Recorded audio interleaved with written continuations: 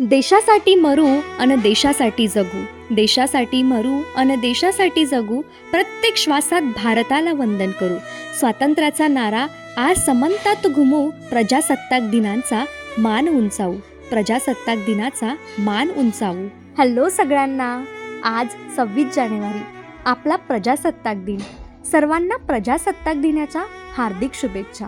आपला देश 15 ऑगस्ट 1947 रोजी स्वतंत्र झाला, पण खऱ्या अर्थाने आपण स्वतंत्र भारताचे नागरिक झालो 26 जानेवारी 1950 रोजी, जेव्हा आपल्या देशाला घटक संविधान मिळाले. आज आपण आपल्या देशाच्या लोकशाही आणि स्वातंत्र्याचे साक्षीदार आहोत. आपले संविधान हे केवळ नियम आणि कायदे नसून आपल्या देशातील प्रत्येक नागरिकाला समान अधिकार देणारा अभिमानाचा दस्तऐवज आहे. डॉक्टर बाबासाहेब आंबेडकर आणि इतर संविधान निर्मात्यांनी अतिशय कष्ट घेऊन हे संविधान तयार केले आहे.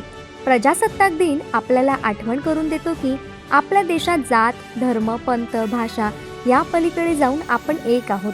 आजच्या दिवशी आपण तिरंग्याला अभिवादन करत आपल्या देशासाठी काहीतरी करण्याचा संकल्प करूया.